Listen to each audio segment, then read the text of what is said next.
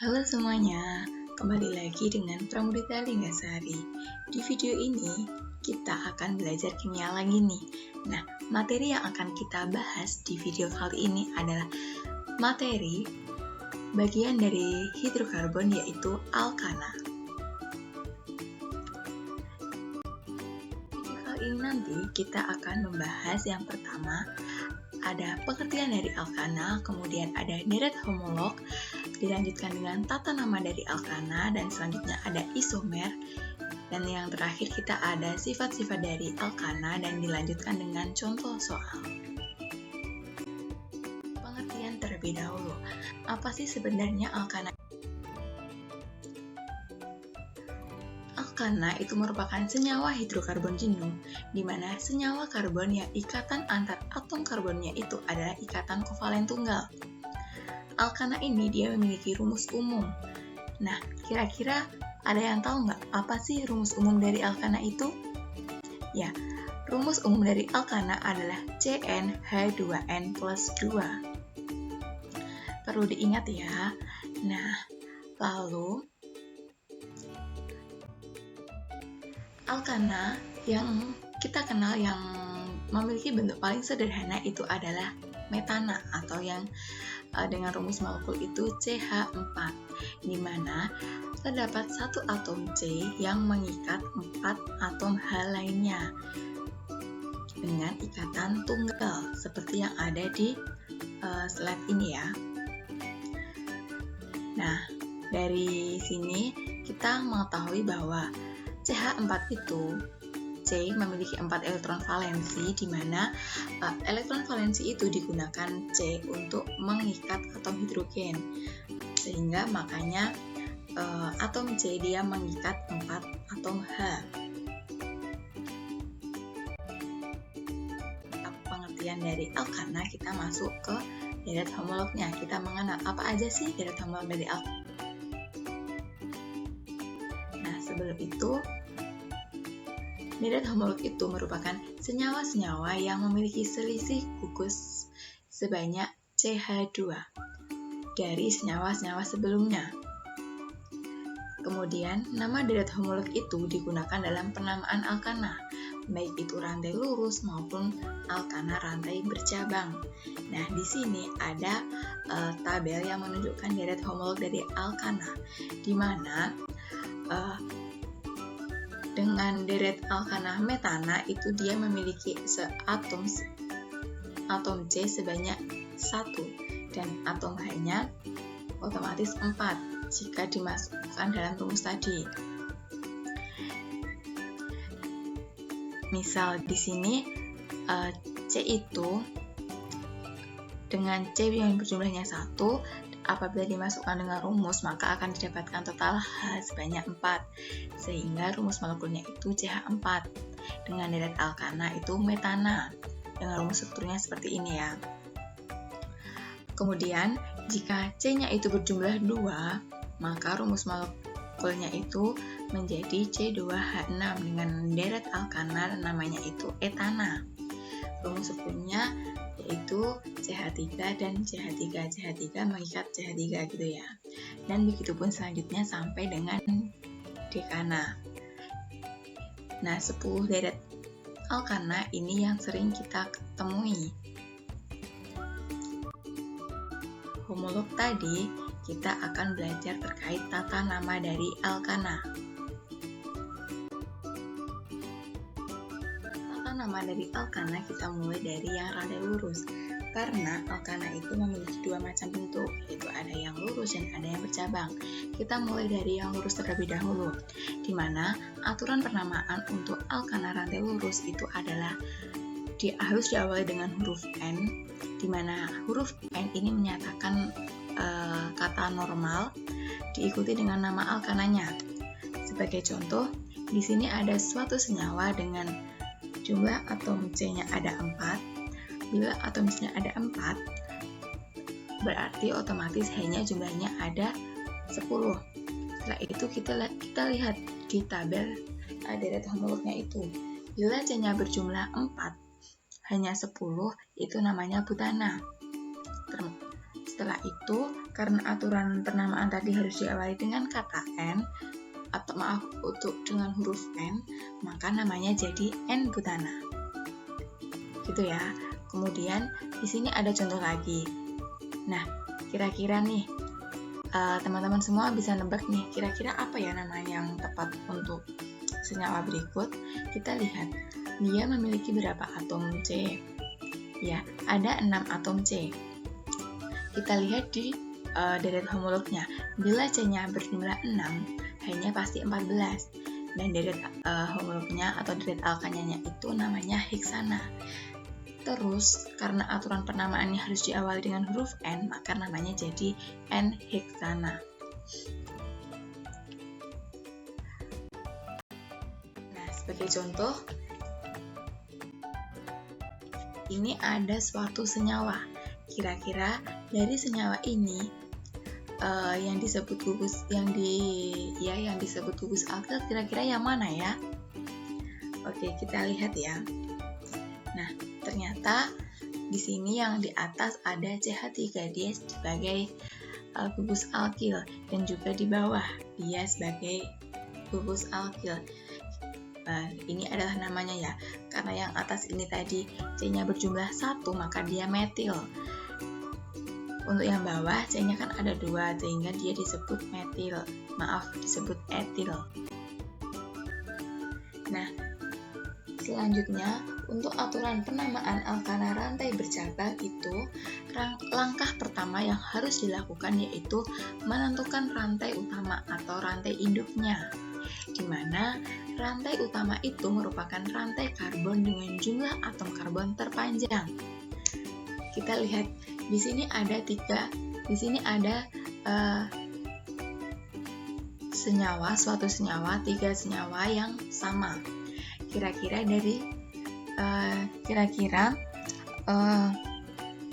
rantai utama atau rantai induk yang benar, kira-kira yang mana? Apakah yang pertama? Yang pertama berarti dia memiliki berapa atom C? Kita hitung. Di sini ada 1, 2, 3, ada 5 atom C. Kemudian kita lihat di yang gambar kedua. Nah, kalau ini jumlah atom C-nya ada 6. Kalau dari gambar ketiga, di sini terdapat hanya 4 atom C.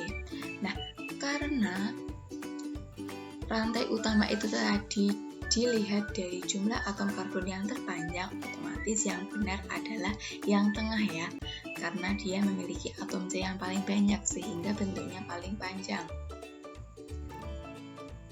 Sampai di sini paham ya adik-adik semua? Langkah pertama harus menentukan rantai utama, yaitu yang memiliki C paling banyak. Setelah menentukan rantai utama, langkah selanjutnya yaitu memberi nomor rantai utama itu dimulai dari ujung yang paling dekat dengan cabang. Misalnya ada ini ya. Nah, ini sudah ditentukan rantai utamanya itu yang ada di dalam kotak merah ini ya. Nah, kira-kira penomoran yang benar itu yang gimana ya? Informasi dulu bahwa penomoran dalam penamaan alkana itu yang diberi nomor itu yang rantai utamanya ya. Jadi yang di luar rantai utama itu nggak perlu dikasih nama karena dia merupakan gugus alkil. Nah, kita lihat ini. Di gambar yang pertama itu kalau penomoran dimulai dari sebelah kiri, cabangnya kan berarti dimulai di nomor 2. Kemudian untuk gambar yang di sebelah kanan, kalau penomoran dimulai dari bawah, otomatis cabangnya dapat nomor 3. Nah, karena tadi pemberian nomor rantai utama itu dimulai dari ujung yang dekat dengan cabang, otomatis yang benar adalah yang gambar pertama atau yang di sebelah kiri, karena cabangnya dapat nomor 2. Sedangkan yang di sebelah kanan cabangnya dapat nomor 3. Oke, untuk langkah kedua sudah paham juga ya. Nah, setelah itu kita menetapkan nama cabangnya. Cabang tadi berarti yang di luar rantai utama. Nah, di sini ada CH3 sebanyak 2. CH3 tadi namanya apa? Ya, namanya metil. Kemudian setelah itu menentukan nama senyawanya. Nah, penentuan nama senyawa urutannya itu yaitu nama letak cabang, kemudian nama cabangnya, dan diikuti nama rantai utama. Nah, sebelum itu perlu diingat bahwa apabila cabang itu lebih dari 1, maka diurutkan berdasarkan alfabet. Misal ada etil sama metil dalam suatu struktur itu. Nah, karena diurutkan berdasarkan alfabet, maka yang ditulis itu etil dulu. Kemudian catatan yang kedua, apabila cabangnya itu sama, diberi awalan di untuk jumlahnya 2, tri untuk jumlahnya 3, dan seterusnya. Nah, karena dalam struktur ini tadi dia ada metil sebanyak 2, berarti diberi awalan apa? Ya, diberi awalan di. Sehingga nama dari senyawa ini yaitu 2,4 dimetil heksana. Ini adalah isomer. Bahkan sebelum ke pengertian, kita lihat contoh ini dulu. Di sini ada 2 struktur senyawa, yaitu butana yang merupakan rantai lurus, dan juga ada 2-metilpropana yang merupakan alkana rantai bercabang. Nah, dari kedua bentuk ini kira-kira teman-teman ada yang tahu nggak apa sih persamaan dari kedua bentuk ini? Coba kalian cari, apa sih yang sama? Udah punya jawaban masing-masing ya? Nah, ternyata dari kedua bentuk ini yang sama itu adalah rumus molekulnya atau jumlah atom penyusunnya, di mana di butana itu terdapat 4 atom C dan 10 atom H. Begitupun di 2-metilpropana, dia juga terdapat 4 atom C dan 10 atom H. Nah, sehingga dari sini dapat disimpulkan bahwa isomer itu merupakan suatu senyawa yang mempunyai rumus molekul sama, tetapi mempunyai struktur dan sifat yang berbeda.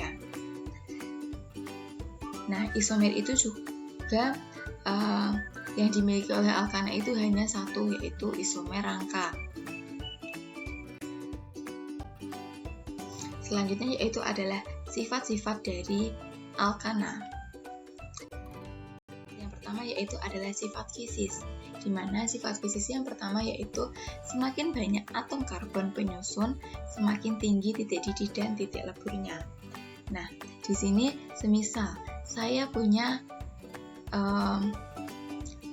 atom C atau saya punya senyawa C2H6 dengan C4H10, kira-kira titik didih yang lebih tinggi itu yang mana? Iya, titik didih yang lebih tinggi yaitu C4H10. Kenapa? Karena C4H10 kan jumlah atom karbonnya lebih banyak daripada yang C2H6 tadi. Nah, untuk yang sifat kedua yaitu pada suhu kamar alkana dengan jumlah atom C1 sampai C4 itu berwujud gas. Untuk C5 sampai C17 itu cair, dan C yang lebih dari 17 itu bentuknya padat. Berarti kalau saya memiliki suatu senyawa C5H12, kira-kira bentuknya apa ya? Iya, bentuknya adalah cair, karena C-nya kan 5. Berarti ada pada rentang C5 sampai C17 yang bentuknya adalah cair. Nah, yang ketiga yaitu alkana itu tidak larut dalam air. Kemudian alkana itu juga mempunyai massa jenis yang lebih rendah daripada air. Dan yang terakhir, cairan alkana itu tidak menghantarkan arus listrik. Jadi, sifat fisis, kita lanjut ke sifat kimianya. Nah, sifat kimia dari alkana itu yang pertama, alkana itu sifatnya reaktif atau dia itu sukar untuk bereaksi dengan senyawa yang lain. Kemudian selain itu, alkana itu juga terjadi suatu reaksi, di mana reaksi itu disebut dengan reaksi substitusi, yang merupakan reaksi penggantian atom hidrogen dengan atom lainnya. Nah, ini ya. Di sini ada reaksi umumnya yaitu RH direaksikan dengan X2, di mana X2 ini merupakan golongan halogen. Itu akan menjadi RX plus HX. Sebagai contoh di sini. Di sini ada senyawa 2-metilpropana yang direaksikan dengan golongan halogen yaitu Cl2. Nah, karena tadi reaksi substitusi itu adalah reaksi pergantian, maka satu ikatan pada 2-metilpropana ini dia akan putus. Hanya dia akan putus dan akan digantikan oleh golongan halogennya. Sehingga nanti dia hasil reaksinya yaitu ini.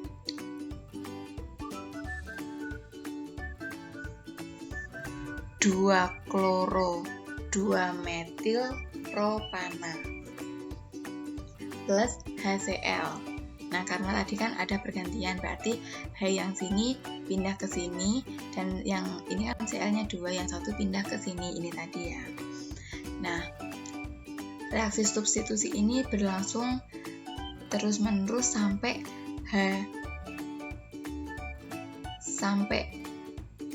ikatan H yang ada di alkana ini nanti habis.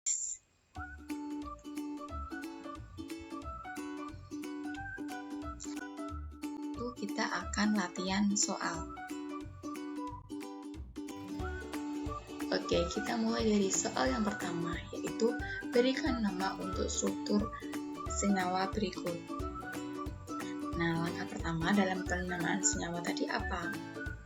Ya, kita harus menentukan rantai utamanya terlebih dahulu. Kira-kira yang mana ya? Rantai utamanya atau yang memiliki C paling banyak? Nah, ternyata yang lurus. Kalau semisal yang belok apakah bisa? Bisa, nanti jumlahnya itu sama tentunya. Nah, langkah selanjutnya yaitu pemberian nomor. Nomor itu diberi dari yang paling dekat dengan cabang. Nah, ini dimulai dari kanan atau kiri itu sama saja. Nah, biar mudah kita mulai dari yang kiri. Setelah itu kita menentukan cabangnya. Ada apa aja cabangnya? Nah, ternyata yang di luar rantai karbon ini tadi namanya cabang. Karena sama-sama C-nya berjumlah 2, maka namanya etil.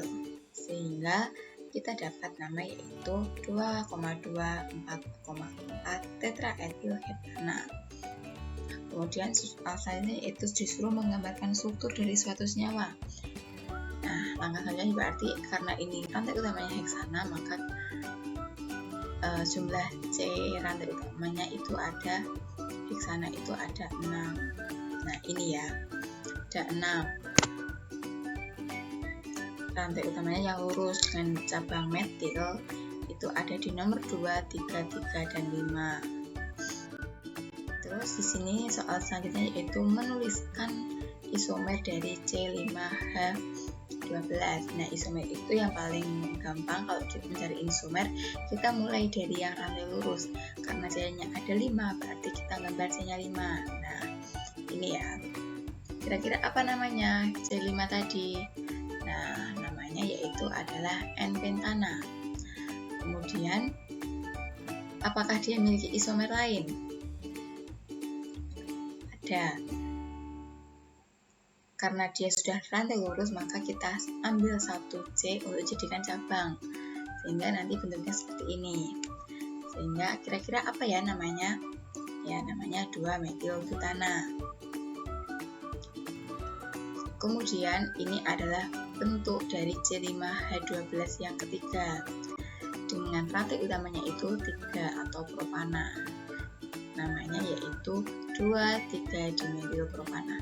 Kira-kira untuk senyawa C5H12 itu masih ada bentuk lain apa enggak ya? Nah, kira-kira gimana teman-teman? Ya, senyawa C5H12 itu hanya memiliki 3 isomer saja, yaitu N-pentana, 2-metilbutana, dan 2,3-dimetil propana. Nah, itu tadi materi dari saya. Semoga apa yang kita pelajari hari ini tadi dapat diterima dengan baik oleh teman-teman semua, dan semoga apa yang saya sampaikan mudah dipahami. Saya meminta maaf apabila terdapat kesalahan dalam perkataan. Jangan lupa untuk like, komen, dan subscribe. Dan sampai bertemu di video selanjutnya. Bye-bye.